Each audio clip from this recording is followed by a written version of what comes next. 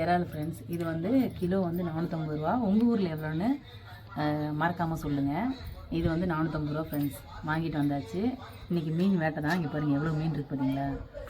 எங்களுக்கு அயில மத்தி இது ரொம்ப பிடிக்கும் எனக்கு, எங்கள் வீட்டுக்காருக்கும். நம்ம வீடு எடுக்கும்போது தான் ஃப்ரெண்ட்ஸ் ஏதாவது ஒன்று கியாமியான்னு ரோட்டில் போகுது.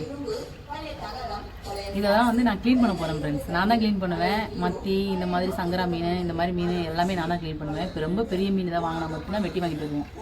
ஓகே, நான் வந்து இப்போ க்ளீன் பண்ண போகிறேன். ஈஸி தான் ஃப்ரெண்ட்ஸ், சீக்கிரமாக க்ளீன் பண்ணி விட்டுடலாம். என்ன நம்ம ஊர்னா மண்ணை தொட்டு சாம்பலை தொட்டு க்ளீன் பண்ணுவோம். சிட்டிக்குள்ளெலாம் சாம்பலுக்கும் மண்ணுக்கு எங்கே போகிறது? இப்படி தான் க்ளீன் பண்ண வேண்டியது இருக்கும். அவ்வளோதான் ஃப்ரெண்ட்ஸ். ஃப்ரெண்ட்ஸ் இன்னொரு விஷயம் தெரியுங்களா, இது வந்து 250 ரூபான்னு பக்கத்தில் ஒருத்தவங்க நின்றுருந்தாங்க. நம்மளை மாதிரி வாங்குறவங்க தான். அவங்க என்ன சொல்லிட்டாங்க, 250 ரூபா சொல்லிட்டாங்க. ஏதோ அவங்களால முடிஞ்ச நல்ல வேலையை பார்த்துட்டு போயிருக்காங்க பாருங்கள். நம்ம மேலே தப்பு இருக்குது. நம்ம இப்போ என்ன பண்ணியிருக்கணும், வியாபாரிகிட்ட போய் கேட்காம என் வீட்டுக்காரர் 250 ரூபான்னு சொன்னால் நான் என்ன கேட்டார் வாங்குறியாப்பான்னு. சரி ஓகே 250 ரூபா தானே வாங்கிக்கலாம் அப்படின்னு சொல்லிட்டு எல்லாம் போய் பில்லெல்லாம் போட்டு கடைசியில் பில்லுன்னு கேட்டால் 450 ரூபா சேக்கையை போச்சு போயிருந்துச்சு. போய் நாங்கள் தேடி வாங்கி இந்த மீனை கம்மியான விலையில் வாங்கினா 450 ரூபாய்க்கு மொக்க வாங்கிட்டு வந்ததான் மிச்சம். காஜில் நேரத்தில் என் வீட்டுக்கார்ட்ட கேட்டேன், ஏயா இப்போ இவ்வளோ மீன் காசு போட்டு வாங்கிட்டு வந்திருக்குன்னு கேட்டால், குழந்தைங்க சாப்பிட்டு. என் ஃப்ரெண்ட்ஸ் காசு இருக்கும்போது நம்ம சாப்பிட்லாம். அதே காசு இல்லாத போது அடுத்த வேலைக்கு வேணும்னு நமக்கு தோணணுமா வேணுமா வேணாமா நீங்களே சொல்லுங்கள். அந்த அக்கறையெல்லாம் இவங்களுக்கு ஆம்பளைங்களை இருக்கவே மாட்டேங்குது ஃப்ரெண்ட்ஸ். எனக்கு செம்ம அப்செட்டு. இது வாங்கிட்டு வந்ததுக்கப்புறமா நான் அப்போவே சொல்லியிருந்தேன்னா பில்லே போட வேணாம்னு சொல்லியிருந்திருப்பேன். ஒரு டீ கடையில் வந்து சொன்னதுக்கப்புறம் சொல்கிறார் அந்த மனுஷன். எனக்கு இந்த டீ குடிச்ச கூட ஜீரணம் ஆயிடுச்சு அப்போமே. என்ன பண்ணுறது, இந்த மாதிரி பொறுப்பான ஆம்பளைங்கெல்லாம் உங்கள் வீட்டில எல்லாம் இருக்காங்களான்னு சொல்லுங்கள் கமெண்டில்.